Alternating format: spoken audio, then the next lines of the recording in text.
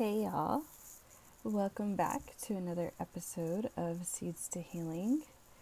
And for those of you that are just now joining, today's going to be a unique episode. It's just me today. Last week 2 weeks ago, you had Ayana. And if you caught that episode, you found out the reason that I was not there was because I was off in the mountains with the youth for youth camp. It was a great time. Miracle signs and wonders occurred. Lives changed. My life was impacted. The youth life was impacted, and it was a good time. I had my grumpy moments, but through God, I persevered. So, due to our schedules, we are doing it separately today. I don't have my wonderful co-host alongside me, but it's okay. She did a great job last episode talking about stress and how to just be mindful of minor stressors or little stressors because they can accumulate and they can add up. And I think she definitely dropped some dimes. If you haven't caught it, definitely go back and listen to it. It's valuable information. Any information is valuable information to grow your knowledge. That's how I see it. So, today it's again just me, and I felt that an important topic that we've brushed over in the past has come back to light. I think it's important to talk about this topic, not only because I'm noticing it a lot just in conversations with clients, but I notice it a lot in my own personal life. And so I feel like if it's something that I'm noticing, it's probably something that you're going through too. So the topic that I'm going to talk about is boundaries. What personal boundaries look like, why they're important, and some tips on how to implement and keep boundaries. So, for starters, what are boundaries, right? I know for me, a lot of the times I used to think that boundaries were bad, they made me look mean, and to say no to somebody was preposterous. Now, if you are familiar with that dialogue, that is the dialogue of a recovering people pleaser. And those who struggle with people pleasing or wanting to have others be pleased typically have difficulties with boundaries. And I could go into a whole plethora of reasons, but one of them being just it's comes from your upbringing. It comes from the way that you're either raised to have rigid boundaries or no boundaries. It's really just the influence of your environment, and it was something that I had to personally relearn. So boundaries are just basically, they're not bad. A lot of the times boundaries are our limitations and our rules set for ourselves typically within relationships with other people. And it's really just saying what you're okay with and what you're not okay with, what your own personal fences are. Thinking about it as, fences. They're not brick walls, they're fences. And they're fences because you have the ability to allow a boundary to be opened or closed, so up and down. You determine when the boundary is going to be set and kept and when the boundary can be more fluid. So, why do we think boundaries are important? Well, first and foremost, it really helps improve your mental health. We don't notice how important boundaries are until we start using them. Boundaries are helpful not only within our relationships, but they help us set, limitations for ourselves. If you think about it, if you don't have personal boundaries, let's say at work, and you just bring work home or you overwork, you're going to get burned out and you're going to be grumpy, and you might even compromise your own mental health and slip into anxiety or depression. And I think this, funny enough, coincides with what Ayana said in her episode about how stress, and she used the example of work, can really overcome you. And if you don't have boundaries, you're chances are you're not going to have healthy stress management skills. And so it's all going to interact with one another, and it will compromise your mental health and your physical health at the end of the day. Because boundaries also help set limitations for you, to tell you when to rest, tell you when to engage, tell you when to, stop work. It really can help really indicate how to regulate yourself both physically, emotionally, and just keep appropriate distance between you, what you need to do, your responsibilities, and your relationships. So that's first and foremost, why boundaries are important and why they're okay.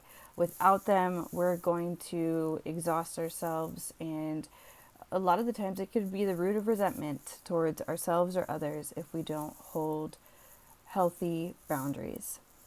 Now, what are different types of boundaries? So there are actually different types of boundaries. A wonderful website that I love using, Therapist Aid, has great worksheets on what different types of boundaries are, what healthy boundaries look like. And so I'm just going to read off some of the characteristics of a person that may have rigid boundaries, porous boundaries or poor boundaries, and what healthy boundaries look like. So rigid boundaries are typically people who are very standoffish, very distant. They don't like having closeness within relationships, and their boundaries typically are very concrete, very set in stone. A person with rigid boundaries may seem very detached, again, distant. They have very few close relationships because their boundaries are so rigid, and they typically have difficulty with the ability to ask for help or for seeking help. These are those individuals that, like an analogy I used earlier, their boundaries are going to look more like a brick wall instead of a fence. Porous boundaries, I would say, is probably a good analogy for that, is an open fence. Their door is always open. So they tend to be oversharers or over-explainers. They have a really difficult time with saying no, so they're going to say yes 99.5% of the time.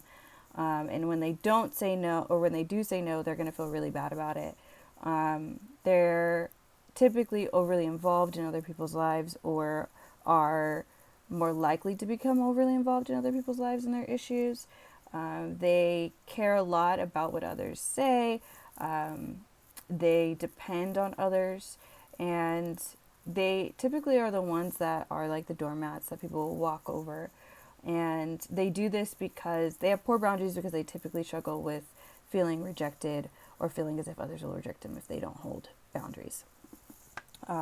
So I'm pretty sure a lot of people can fall into one or two of those categories, and they could look different depending on the person that you're engaging with or the situation that you're in. Full disclosure, I definitely was a porous boundaries with some people, and I definitely was a rigid boundaries with others. But I definitely erred on the side of porous boundaries a lot of the time. So what does a person with healthy boundaries look like? Probably the biggest question you're asking, and I think it's helpful to just take notes of these. And again, if you guys ever want any of this information that we read off to you, just DM us and we'll send them to you. Healthy boundaries are there for those who value their opinions and value others. They typically are an individual who can come to a compromise and voice their compromise and understand others' compromises.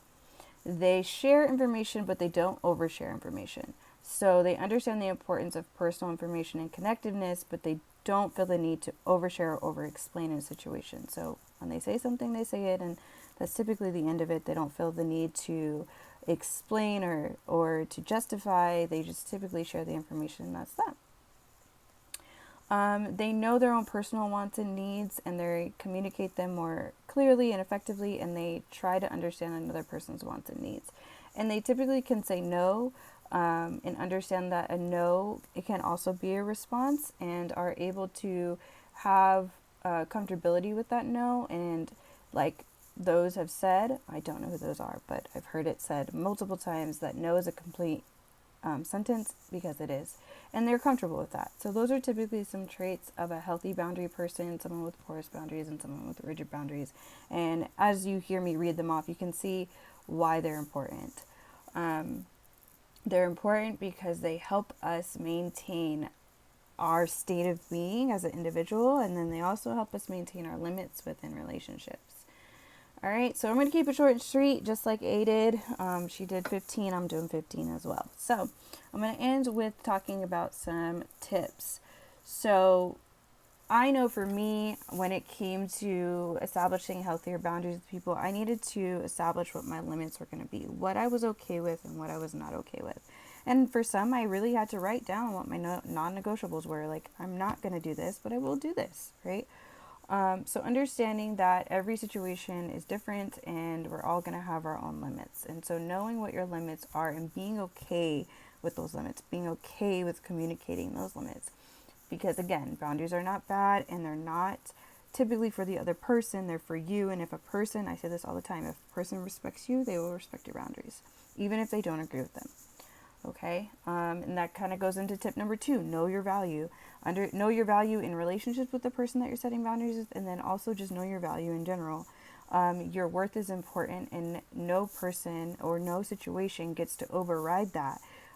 You set the limits, you set the value of yourself, and you are the one that will indicate when a boundary is needed, when a boundary isn't. You are in complete control of that. Listen to your emotions. A lot of the times your emotions are a great indicator of where adjustments need to be made, and adjustments a lot of the times are boundaries needing to be set.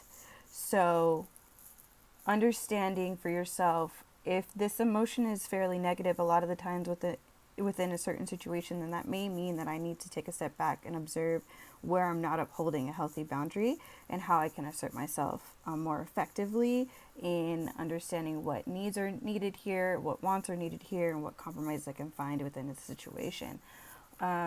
And boundaries are very, if you haven't picked up by now, are very important and pinnacle in asserting our self-respect. They tell another individual or assert ourselves in situations in saying, you know what, I don't like that, or I do like that, and this is what I'm okay with, or this is what I'm not okay with, and this is how you will and should respect me in respecting my boundary and what my limit is. Okay. It's okay to ask. It's okay to let a person know that, hey, this is just ahead of time. This is my boundary. This is what I'm okay with. This is what I'm not okay with. Okay. It also can help you to respect others, right?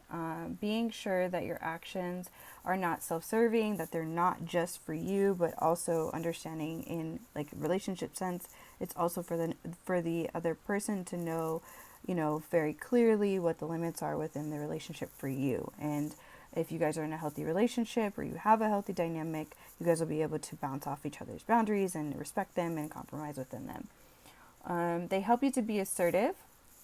Like I've mentioned before, no is a complete sentence, and having healthy boundaries and being comfortable with them are a way of keeping yourself in an assertive position, right? And then lastly, they are most definitely helpful in the long run to help maintain healthy relationships. So considering the long view of a relationship, boundaries are going to be needed, right? So in any healthy relationship, there are going to be boundaries in it. In any healthy situation, there are going to be boundaries in it, because that's what helps build your limitations, but also helps build rapport within a relationship to know how an individual should interact with you or should not interact with you. And in the long run, it helps just you intimately grow with an individual and understanding, okay, they're okay with that, okay, they're not okay with that, I'm going to do more of that, I'm going to do less of that. And same in situations, right? I'm not going to get myself into that situation again, because in the long run it really compromised my mental health. Or okay, I know that I have the capacity to deal with situations like that, so now I just need to set my limits and go there forth, right? So I know I ran through that really quickly. If there's things that caught your attention and you want to talk more about it, definitely drop questions in our direct messages on Instagram, or just shoot us a comment on underneath the episode. Okay. We are always wanting to interact. We need and would love more interaction with you guys. Okay, so that's all I got for you guys today. Hopefully there is some healthy, hopeful nuggets in there. Boundaries are good for you. Boundaries are healthy, and boundaries are okay to have. They don't need to be brick walls. They don't need to be open fences, but they are fluid in that it's a fence that surrounds you to protect you and others. Okay. A really last thing that I will mention, and I'll have add this into the comment section. It's a really great book, two great books actually. One for my Christian folks that's just called Boundaries, and there's a couple of them. There's boundaries in dating, boundaries in parenting, boundaries in just in general. A great book that has a Christian twist on it. And then there's another book for those of you that may not be into that and maybe just want a different read. There's Setting Boundaries and Finding Your Power, I believe is the name of the book. Let me look it up right now. Setting Boundaries and Finding Your Peace, a guide to reclaiming yourself. So I'll have add both of those into the comment section so that you guys can have resources for you. I think there's some great resources in there as far as how to further yourself in being more comfortable with having boundaries with people and within situations. So thank you for tuning in today. I hope that, again, there's something that you can take from this episode. I know that boundaries have been an uphill battle for me, but they're needed, and they're definitely pinnacle in being able to maintain our mental health and maintain healthy relationships and maintain healthy responses in situations. So yeah. All right. Well, you guys have a great evening, and we will see you in 2 weeks where we will bring on another guest for you guys. We're super excited about it. This is going to be a good episode. We're definitely going to nerd out on all things therapy in this next episode. So I'll not share any more other than that. But yeah, hopefully tune in a couple weeks for the next episode. Thank you for tuning into this one. Again, you can follow us on Instagram at Seeds to Healing. You can follow us on Instagram. I said that twice. I meant to say YouTube. And you can listen to us on Apple and Spotify. All right. Peace out.